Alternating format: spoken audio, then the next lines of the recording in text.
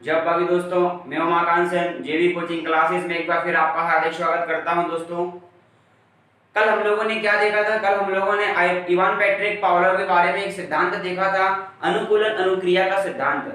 जो कल हम लोगों ने उसको पूरा विस्तार से पढ़ा था। दोस्तों, आज हम लोग देखेंगे एडवर्ड एल थॉर्नडाइक के द्वारा जो सिद्धांत दिया गया है, प्रयास एवं भूल का सिद्धांत। आज हम उसके बारे में इसको डिटेल से पढ़ेंगे। दोस्तों, इन सिद्धांत में से प्रश्न कई बार पूछे जाते हैं दोस्तों, इसलिए इनको ध्यान से देखिएगा। अब हम अपनी बात आगे करते हैं। दोस्तों, देखिए, वैज्ञानिक का नाम है Edward L Thorndike. Edward L Thorndike. दोस्तों, एडवर्ड एल थॉर्नडाइक को प्रथम शैक्षणिक मनोवैज्ञानिक कहा जाता है। एडवर्ड एल थॉर्नडाइक को शैक्षणिक मनोवैज्ञानिक कहा जाता है, प्रथम शैक्षणिक मनोवैज्ञानिक थे। इन्होंने जो सिद्धांत दिया उस सिद्धांत का नाम है प्रयास एवं त्रुटि का सिद्धांत। प्रयास एवं त्रुटि का सिद्धांत। और इसी सिद्धांत को कहा जाता है दोस्तों सीखने का सिद्धांत। क्या कहा जाता है दोस्तों? सीखने का सिद्धांत कहा जाता है।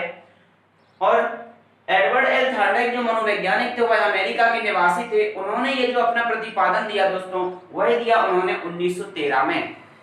थॉर्नडाइक महोदय ने अपना जो प्रतिपादन दिया था, यह सिद्धांत दिया था दोस्तों, वह दिया था सन 1913 में। यह अमेरिकी मनोवैज्ञानिक थे और यह पशु चिकित्सा मनोवैज्ञानिक थे। पशु मनोवैज्ञानिक थे दोस्तों, ठीक है। एडवर्ड एल थॉर्नडाइक ने ये जो अपना प्रयोग किया था, एडवर्ड एल थॉर्नडाइक ने जो प्रयोग किया था, वह प्रयोग किया था उन्होंने एक भूखी बिल्ली के ऊपर।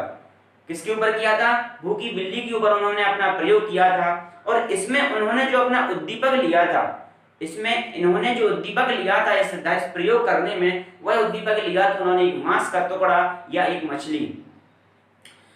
इस प्रयोग के द्वारा उन्होंने निष्कर्ष निकाला था कि किस तरीके से बालकों में सीखने के गुण होते हैं, किस तरीके से प्रयास करते हैं। इस तरीके से उन्होंने अपने सिद्धांत को फिक्स किया था, सिद्धांत को निर्धारित किया था और सिद्धांत वहां से निकल के आया था। अब देखिए दोस्तों, इन्होंने जो अपना जो उद्दीपक लिया, आपके मन में प्रश्न आ रहा होगा, सर ये उद्दीपक क्या होता है? आपके मन में प्रश्न आ रहा होगा दोस्तों कि ये उद्दीपक क्या होता है। उद्दीपक वह होता है जो किसी व्यक्ति को कार्य करने के लिए प्रेरित करता है, और जिसके लिए कोई व्यक्ति कार्य करता है उसे उद्दीपक कहा जाता है। जैसे कि भोजन है और हमारे लिए एक लक्ष्य है। जैसे कि हमारा लक्ष्य है परीक्षा को क्वालिफाई करना, तो वह क्या है? वह हमारे लिए उद्दीपक है। एक हमने एक लक्ष्य बना लिया, लक्ष्य हमारे लिए उद्दीपक है और हम उस लक्ष्य के लिए कार्य कर रहे हैं, तो हम अपने उद्दीपक के लिए अनुक्रिया कर रहे हैं। दोस्तों, हम अपने उद्दीपक लक्ष्य के लिए अनुक्रिया कर रहे हैं, तब हम उसके द्वारा उस लक्ष्य की प्राप्ति कर पाएंगे। इसलिए उद्दीपक क्या कहा जाता है? जिस कार्य के लिए करने के लिए, जिस लक्ष्य को करने के लिए जो कार्य किया जाता है उसे उद्दीपक कहा जाता है। इस सिद्धांत में जो उद्दीपक लिया गया है वह लिया गया है दोस्तों मछली या मांस का टुकड़ा। अब देखिए दोस्तों, एडवर्ड एल थॉर्नडाइक के कुछ नियम भी होते हैं। एडवर्ड एल थॉर्नडाइक ने कुछ नियम भी दिए हैं अपने सिद्धांत के द्वारा। क्या नियम दिए हैं? एक तो दिया है दोस्तों तत्परता का नियम। काय का नियम? तत्परता का नियम दिया है। दूसरा दिया है दोस्तों अभ्यास का नियम। तीसरा दिया है प्रभाव परिणाम का नियम।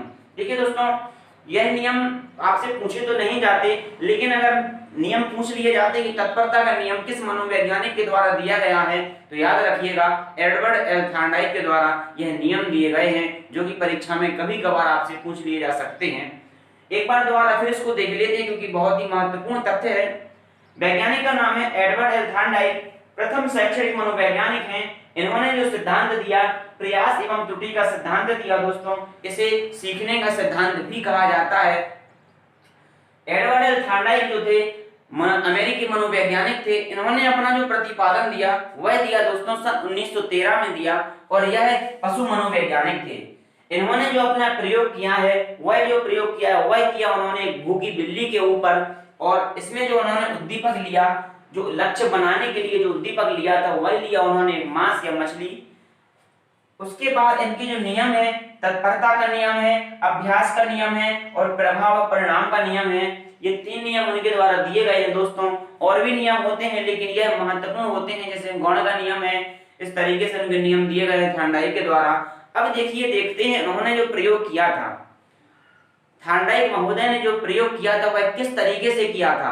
किस प्रकार उन्होंने ये प्रयोग किया था, उस प्रयोग के लिए जरा हम देखते और समझते हैं। यह एक चित्र है, इस चित्र के माध्यम से मैं आपको बताऊंगा कि थांडाई महोदय ने किस प्रकार अपना प्रयोग किया, दोस्तों, किस प्रकार उन्होंने अपना प्रयोग किया था। देखिए इस चित्र को आप चित्र के माध्यम से समझिएगा, ठीक है दोस्तों, यह आपके लिए समझाने के लिए बनाया गया है। देखिए दोस्तों, सबसे पहला इसमें लिया गया एक पिंजड़ा, सबसे पहले लिया गया एक पिंजड़ा, जो एक चौकोर एक पिंजड़ा होता है, उस पिंजड़ा लिया गया। उस पिंजड़े के अंदर उस बिल्ली को रखा गया, उस पिंजड़े के अंदर भूखी बिल्ली को रखा गया, और उस पिंजड़े में एक दरवाजा लगा हुआ है, उस पिंजड़े में एक दरवाजा लगा हुआ है दोस्तों, ये जो दरवाजा दिख रहा है ये वाला, और इस दरवाजे से एक बटन निकला हुआ है, इस दरवाजे से एक बटन निकला हुआ है अंदर की ओर, जो कि बटन जमीन पर है, पिंजरे की जमीन पर है, यह बटन है। और इस पिंजरे के बाहर एक मांस का टुकड़ा रखा गया है, इस पिंजरे के बाहर एक मांस का टुकड़ा रखा गया है, इतनी दूरी पर रखा गया है कि बिल्ली उसको देख सके और उसकी जो सुगंध है उसको महसूस कर सके, इसका मतलब है उसको सूंघ सके, क्योंकि जानवर के लिए जब कोई खाने की वस्तु उसको सूंघती है या उसको महसूस करती है तो उसको खाने के लिए उसके प्रति उसकी उत्सुकता रहती है, इसीलिए उसको इतनी पास रखा गया है कि उसको वह देख सके और उसको सूंघ सके या उसको महसूस कर सके। अब देखिए दोस्तों क्या होता है, जब भूखी बिल्ली तो एक तो पहले से भूखी है, उसको यहाँ पे खाना दिख रहा है, इस बिल्ली के लिए यहाँ पे खाना दिख रहा है। इस बिल्ली का लक्ष्य क्या है, इस बिल्ली का लक्ष्य क्या है, इस बिल्ली का लक्ष्य है इस मांस के टुकड़े को खाना और अपनी भूख शांत करना। देखिए अपनी भूख शांत करने के लिए उसने एक लक्ष्य बनाया, बिल्ली ने अपनी भूख शांत करने के लिए एक लक्ष्य बनाया, और लक्ष्य क्या बनाया, उस मांस के टुकड़े के पास जाना और उसको खाना। तो देखिए उसने क्या किया, उद्दीपक, लक्ष्य क्या है, मांस, इसीलिए यह उद्दीपक है। बिल्ली जब यहाँ पर अंदर पिंजरे के अंदर रहती है तो वह निकलने का बहुत प्रयास करती है, बार बार वहां से उछलती कूदती है, यहाँ वहां घूमती है, पिंजरे के चारों ओर घूमती है, पिंजरे के अंदर ही अंदर वह घूमती रहती है, चलती है, चिल्लाती है। लेकिन अचानक जब एक ऐसा मोमेंट आता है जब उसका पैर उस बटन पे पड़ जाता है, और बटन पे पैर पड़ते ही वह दरवाजा खुल जाता है। लेकिन बिल्ली के द्वारा प्रयास तो किया गया और उसके द्वारा बटन पर पैर रखने की वजह से दरवाजा खुला, लेकिन उसकी छोटी सी गलती की वजह से उसका पैर दोबारा वहां से उठ गया और वह दरवाजा दोबारा फिर से बंद हो जाता है, और वह बिल्ली बाहर नहीं निकल पाती है, और वह बिल्ली बाहर नहीं निकल पाती है।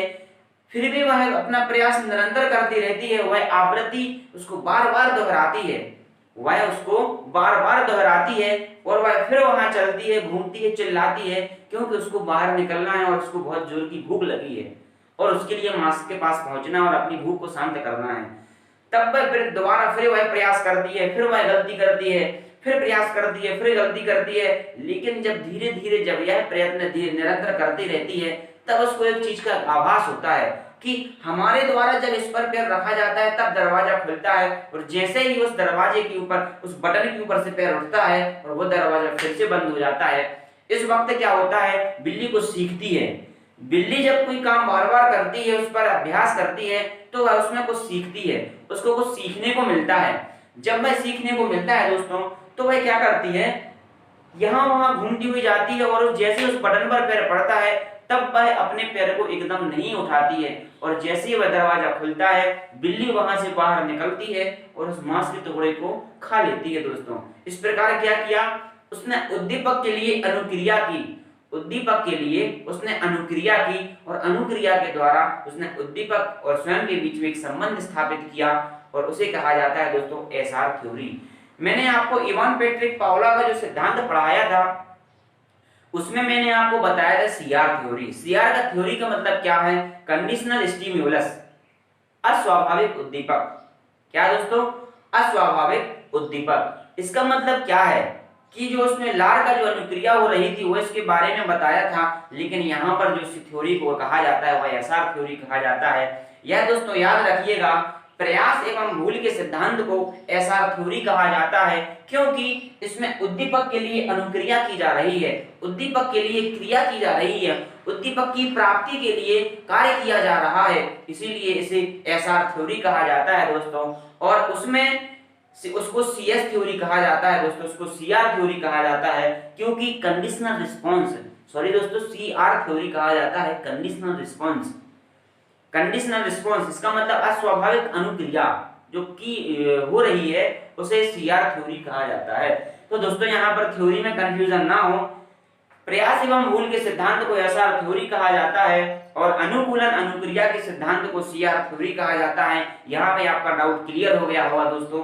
अब देखिए यहाँ पर एक बार फिर आपको बताएंगे, दोबारा इसको दोबारा समझिएगा। एक पिंजड़ा है, बंद पिंजड़ा है, उसके अंदर भूखी बिल्ली को रखा गया है, उसमें एक दरवाजा लगा हुआ है और दरवाजे से लगा हुआ एक बटन लगा हुआ है, जो बटन दबाने से वह दरवाजा खुल जाता है।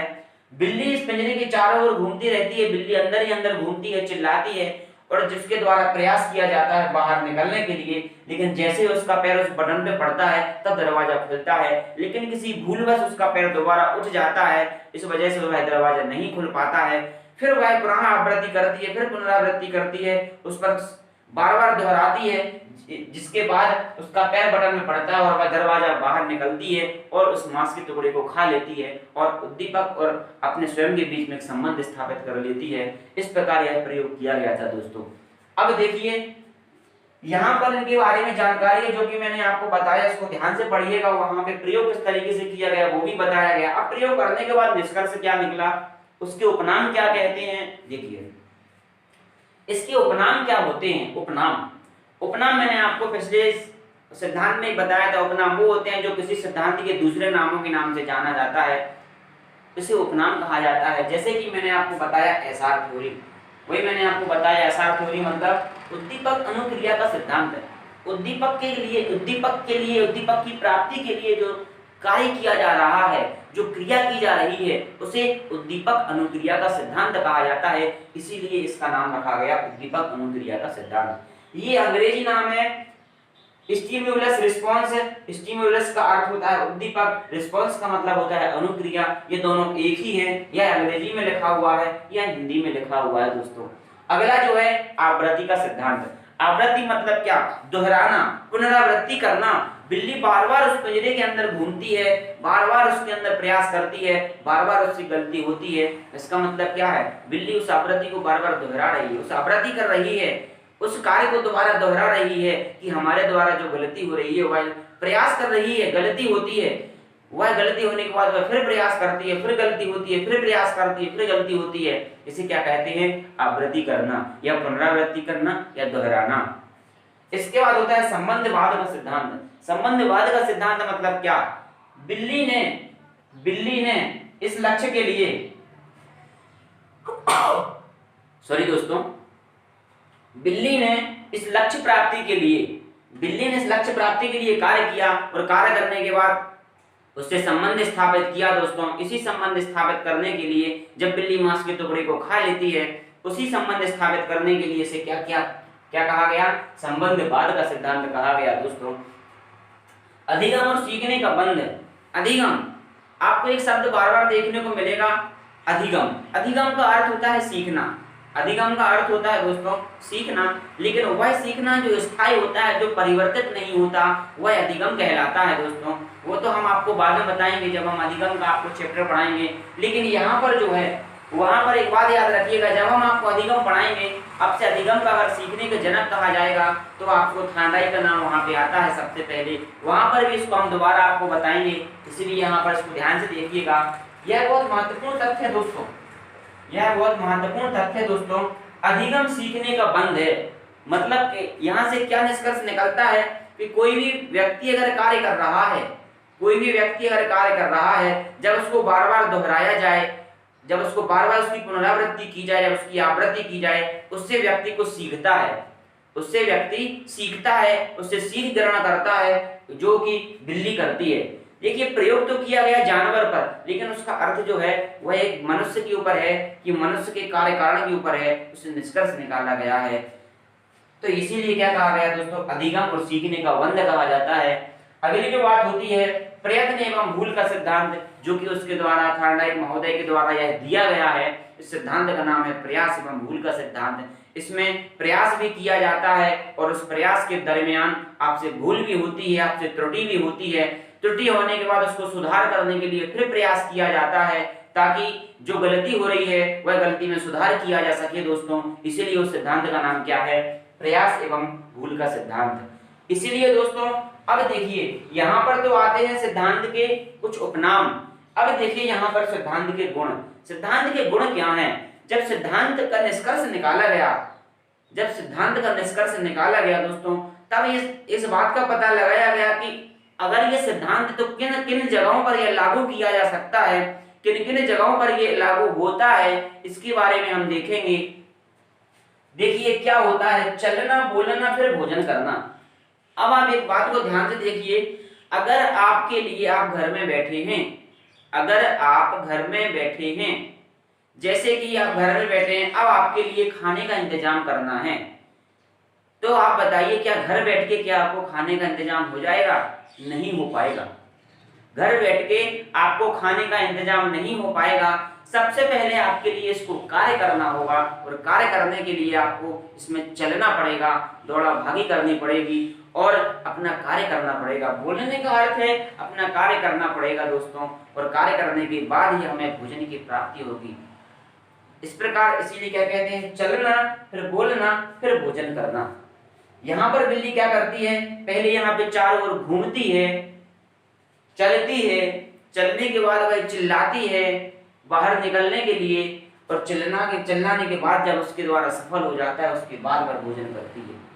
इसीलिए इसमें कौन सा गुण है दोस्तों? चलना, बोलना और भोजन करना। अगला है दोस्तों, आशावादी प्रवृत्ति जागृत होती है। इसमें देखिए दोस्तों, जब इस बिल्ली ने इसके ऊपर जब चारों ओर जब उसने प्रयास किया, जब उसके द्वारा थोड़ा सा दरवाजा खुला, उसको दिखाई दिया कि दरवाजा खुला है, उसके अंदर एक आशा की किरण जागृत होती है, उसके अंदर एक उम्मीद बनती है कि हाँ यह दरवाजा खुल सकता है। और यह जब उम्मीद बनती है, उसके बाद आदमी का मनोबल टूटता नहीं है। कोई भी व्यक्ति के लिए जब कोई आशा या उम्मीद रहती है, उसका मनोबल टूटता नहीं है। जैसे कि हम और आप हैं, अगर हम और आपने कभी भी पेपर दिया हो, जैसे कि आप सभी और आप पेपर देते हैं, कोई भी आपने एग्जाम दिया हो, एग्जाम में अगर आप 1 या 2 नंबर से अगर रह जाते हैं, तो आपके अंदर एक उम्मीद रहती है कि हम थोड़ी सी मेहनत और करेंगे, थोड़ी सी मेहनत और करने के बाद हम यह एग्जाम क्रैक कर लेंगे। यह एक उम्मीद बनी रहती है दोस्तों। तो यही होता है क्या, इसलिए व्यक्ति उसमें बार बार उसको दोहराता है, उसके लिए और प्रयास करता है और अपनी गलती को सुधारने की कोशिश करता है। इसको क्या कहा जाता है? आशावादी प्रवृत्ति जागृत होना। ठीक है दोस्तों। अब देखिए, मंद बुद्धि बालक सीखते हैं। मंद बुद्धि बालक का सीखने का मतलब क्या है? देखिए, जो बालक, जैसे मान के चलो किसी बालक से गणित नहीं बनती, जैसे किसी बालक से गणित नहीं बनती, आपसे 2 का दुनिया आपसे बोला जाए, आपसे 2 का दुनिया आपसे नहीं बनेगा, 2 की टेबल आपसे नहीं बनेगी। लेकिन अगर इसमें यह सिद्धांत लगा दिया जाए, अधिगम और सीखने का सिद्धांत, क्योंकि अधिगम और सीखने का सिद्धांत भी कहा जाता है, प्रयास एवं भूल का सिद्धांत भी कहा जाता है, और इसी को दोस्तों आवृत्ति का सिद्धांत भी कहा जाता है। तो देखिए, अगर आपको 2 की टेबल अगर आपको याद करनी है, तो उसको आप अधिगम करोगे, सीखने का प्रयास करोगे। प्रयास के दरमियान जहां आपसे भूल होगी, उस भूल को सुधारने के लिए आप दोबारा प्रयास करेंगे। दोबारा प्रयास करना मतलब क्या है? उसकी आप आवृत्ति करोगे। 1 बार करोगे, 2 बार करोगे, 3 बार करोगे, 4 बार करोगे, लेकिन एक समय ऐसा आएगा जब आपसे वह 2 की टेबल पूर्ण रूप से आपसे बिल्कुल व्यवस्थित तरीके से बनने लगेगी।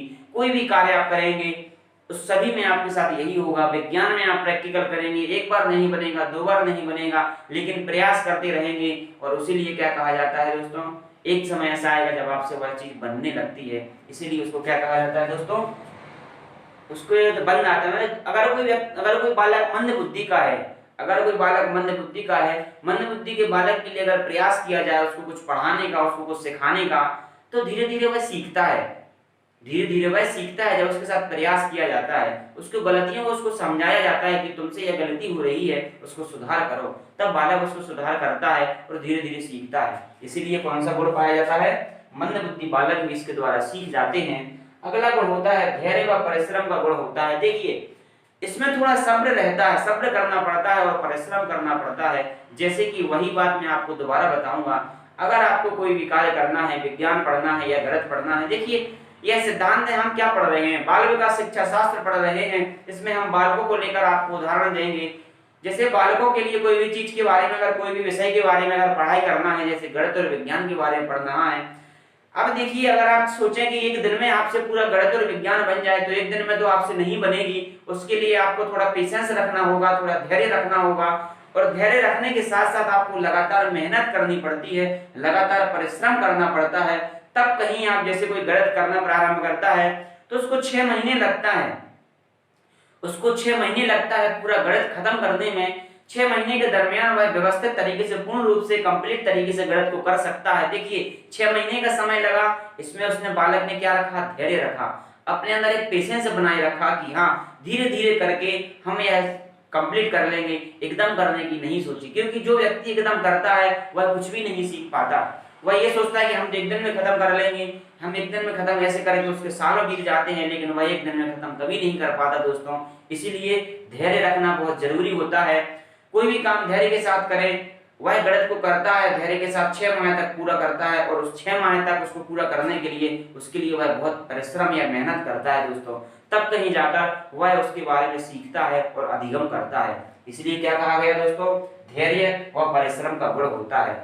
अब देखिए दोस्तों, यह सिद्धांत जो होता है, यह सिद्धांत जो होता है वह किन किन विषयों में लागू होता है। हम पढ़ रहे हैं बाल विकास, बालकों के विषय के बारे में देखेंगे, बालकों की शिक्षा के बारे में देखेंगे। सीखने का सिद्धांत और अधिगम का सिद्धांत जो रहता है वह किन किन जगहों पर, किन किन विषयों पर ये लागू होता है, किन किन विषयों पर देखने को मिलता है दोस्तों। तो देखिए गणित का जब हम पढ़ते हैं, गणित जब पढ़ते हैं दोस्तों, तो गणित को धीरे धीरे करके सीखते हैं। पहले 2 की टेबल सीखते हैं, फिर 3 की टेबल सीखते हैं, फिर धीरे धीरे सिंप्लीफिकेशन, सरलीकरण के सवाल करते हैं, फिर लाभ हानि के करते हैं, फिर प्रतिशत के करते हैं, फिर धीरे धीरे अलजेब्रा करते हैं, फिर धीरे धीरे त्रिकोणमिति करते हैं। इस तरीके से अलग अलग हम आगे बढ़ते जाते हैं और उसका धीरे धीरे सीखते जाते हैं, धैर्य रखते हैं, परिश्रम करते हैं, दोहराते हैं, प्रयास करते हैं और भूल को सुधार करते हैं, और इस तरीके से हम गणित के बारे में करते हैं। ऐसे विज्ञान होता है, विज्ञान को पढ़ने के लिए प्रैक्टिकल किया जाता है। एक बार प्रैक्टिकल करते हैं, 2 पे। ये बड़े बड़े साइंटिस्ट होते हैं, क्या करते हैं, कोई भी केमिकल या कोई भी एंटीडोट अगर बनाते हैं, कोई भी वायरस से लड़ने के लिए अगर कोई भी एंटीडोट बनाते हैं, तो उसके लिए परिश्रम करना पड़ता है, धैर्य रखना पड़ता है। आज नहीं बना तो कल बनेगा, कल नहीं बना तो अगले दिन बनेगा, यह उनका निरंतर चलता रहता है, लेकिन एक न एक दिन उन लोग को सफलता मिलती है दोस्तों। तो यह होता है गणित में, विज्ञान और समाजशास्त्र में इस सिद्धांत का प्रयोग किया जाता है, यह सिद्धांत देखने को मिलता है। तो इस तरीके से हम लोगों ने क्या पढ़ा दोस्तों, एडवर्ड थॉर्नडाइक के बारे में पढ़ा। प्रथम शैक्षणिक मनोवैज्ञानिक थे, प्रयास विकृति का सिद्धांत दिया, सीखने का सिद्धांत 1913 में दिया, और भूखी बिल्ली पर किया दोस्तों। उद्दीपक लिया गया, मांस और मछली का टुकड़ा। तत्परता का नियम, तत्परता का नियम का मतलब क्या है, तुरंत सीखने को नहीं मिलता। तत्परता का नियम मतलब क्या, तुरंत सीखने को नहीं मिलता। अभ्यास का नियम, उसके लिए अभ्यास करना पड़ता है, अभ्यास करने के बाद ही सीखने को मिलता है। प्रभाव परिणाम का नियम, जो प्रभाव पड़ता है उस पर रिजल्ट मिलता है, इसलिए उसका यह नियम दिया गया है। इसके उपनाम दिए गए, इसको एसआर थ्योरी कहा जाता है, उद्दीपक अनुक्रिया का सिद्धांत कहा जाता है, आवृत्ति का सिद्धांत, संबंधवाद का सिद्धांत और अधिगम सीखने का सिद्धांत, और प्रश्न एवं भूल का सिद्धांत। और सिद्धांत के कुछ गुण जो होते हैं वो भी हमने देखे दोस्तों, चलना, बोलना, फिर भोजन करना, आशावादी प्रवृत्ति जागृत होती है दोस्तों, और मंद बुद्धि बालक इसमें सीखते हैं, और धैर्य व परिश्रम का गुण इसमें देखने को मिलता है। यह धैर्य परिश्रम का गुण होता है इस सिद्धांत में, और गणित, विज्ञान और समाजशास्त्री द्वारा इस सिद्धांत का प्रयोग किया जाता है। इस प्रकार हमने एडवर्ड थॉर्नडाइक के बारे में संपूर्ण तरीके का सिद्धांत, जो इसके बारे में डिटेल से जाना। इसके लिए ध्यान से पढ़िएगा दोस्तों, इसको अच्छे से पढ़िएगा, क्योंकि इसमें से प्रश्न किए जाते हैं। और थॉर्नडाइक का जो सिद्धांत है, यह अधिगम का एक महत्वपूर्ण सिद्धांत माना जाता है। जब हम अधिगम के बारे में पढ़ेंगे तब आपसे इनसे थॉर्नडाइक के बारे में जिक्र किया जाता है, इसलिए इसको ध्यान से पढ़िएगा। यही सभी प्रश्न जो रहते हैं इसके आपको अधिगम के चैप्टर में देखने को मिलते हैं दोस्तों। तो इसके द्वारा जो आपके द्वारा जो लिखवाया गया उसको नोटबुक में नोट करिएगा, ताकि आप जब भी रिवीजन करें तब आपको पढ़ने में या देखने में आपको बहुत ही सहूलियत हो, आपको आसानी से उसमें आप पढ़ सकें, अपना अध्ययन कर सकें दोस्तों। क्योंकि यह जो पढ़ा रहे हैं यह संविदा वर्ग 3 के लिए अकेला नहीं है, यह आप सीटीएटी में भी इसका अलाउ कर सकते हैं। कोई भी आप एग्जाम देते हैं टेट के बारे में, तो यह आपसे प्रश्न में किया जाता है दोस्तों। तो यह आपको ध्यान से पढ़िएगा दोस्तों। और ज्यादा से ज्यादा वीडियो को दोस्तों लाइक करिएगा, ज्यादा से ज्यादा लोगों में शेयर करिएगा। जितने लोग चैनल को देख रहे हैं सभी लोग चैनल को सब्सक्राइब करिएगा दोस्तों, क्योंकि मैं आपके लिए यहाँ से बेहतर देने की कोशिश कर रहा हूँ, ताकि आप लोग क्या जो भी आपका डाउट हो आप डाउट अपना कमेंट के माध्यम से दीजिएगा। आपका हर प्रकार का डाउट आपका सॉल्व किया जाएगा दोस्तों। ठीक है, तो आज के लिए दोस्तों इतना ही काफी है। कल मिलेंगे हम नए मनोवैज्ञानिक के सिद्धांत के साथ, जिनका नाम है कोहलर का सिद्धांत। ठीक है दोस्तों, आज के लिए हम लोग इतना ही विराम देते हैं। कल मिलेंगे अगले सिद्धांत के साथ। जय बाकी दोस्तों।